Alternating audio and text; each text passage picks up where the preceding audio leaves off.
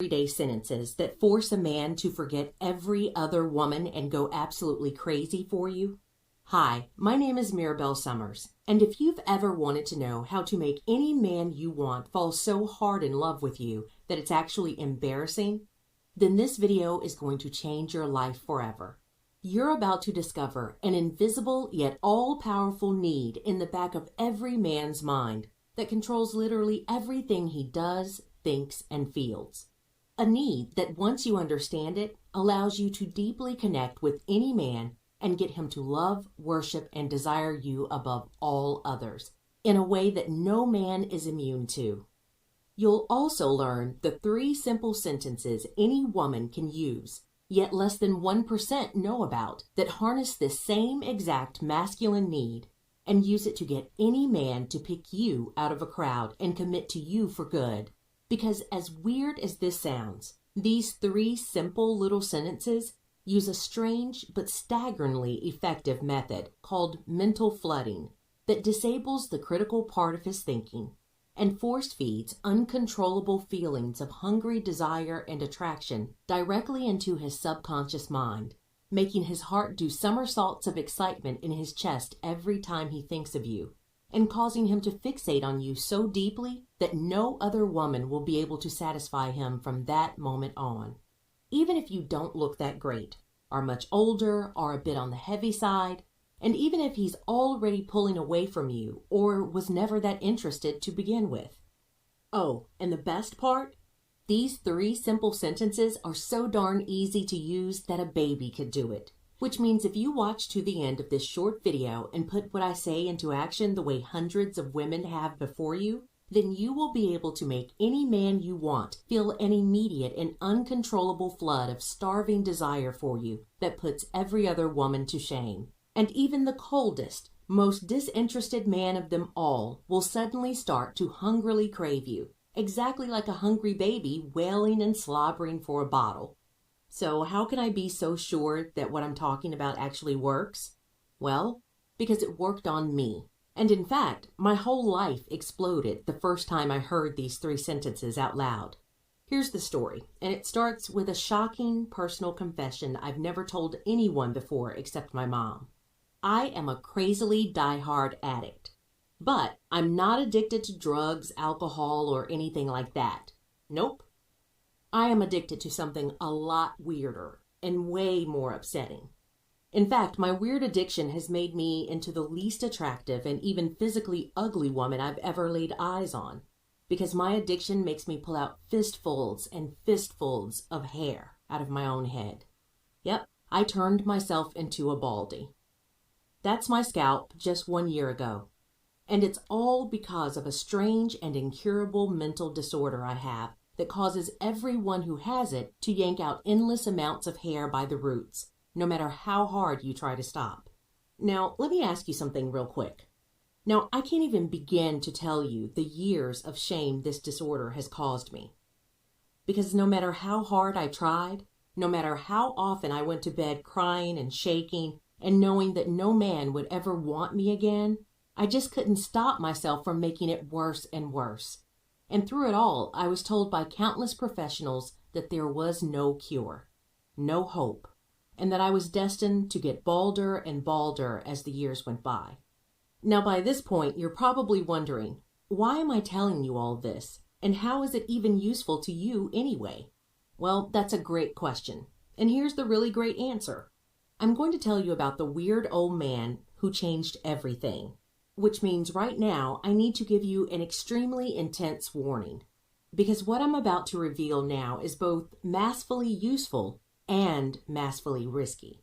It's like if I gave you a bag of penicillin. You can use it to cure all sorts of terrible illnesses, or you can also use it to kill somebody if they happen to be allergic. So I want you to watch carefully and only use this next bit for good, okay? All right, here's what happened next. It was early one Saturday morning about 6 months ago when my mom came bursting into my house babbling that she'd found someone who could cure my disorder. But this someone was not a doctor, not even a therapist. Instead, it was a really scary-looking, really old guy who worked out of his car. an old guy who called himself a professional mentalist, which is otherwise known as the art and science of instinct manipulation. Now, I did not want to see this man. I mean, would you want to let some total stranger prod around inside your head? Plus, I didn't even believe in mentalists anyway, and I'd certainly never heard of anything called instinct manipulation. But I didn't want to hurt my mom's feelings, so I agreed to go. And this next bit is where things start to get spooky. See, when I got into his car, little did I know that my entire life was about to be utterly transformed forever. Because this old, skinny, bearded guy simply leaned over and mumbled 3 little sentences into my ear. Just 3 little sentences that seemed so innocent on the surface, yet had such a powerful and instant effect on my mind that I can really only describe it as a mental explosion. Now, I'm a pretty skeptical woman, and like I said, I do not believe in things like mentalist or instinct manipulation. But here's where things start to get really weird. Because the next morning, lying in bed, I reached for my bald patch to, tug out some more hair. And it was like an invisible hand came out of nowhere and ripped my hand away from my head. No matter how hard I tried, I simply couldn't do it. And in that second, my legs turned to jelly and my scalp began to prickle as I realized, holy crap. In less than 3 minutes, that crazy old man had crawled into my head and controlled my behavior from the inside. Then, as if that wasn't crazy enough, 5 days later I had an emergency situation where I was forced to try out this method on my friend without telling her what it was. Which is maybe a little sneaky, but I'll let you be the judge of that. It was a Thursday night and I was asleep in my bed when I got jerked awake by this crazy hammering on my door. Frightened, I grabbed my baseball bat and peeked outside. But the woman bashing on my door wasn't some burglar.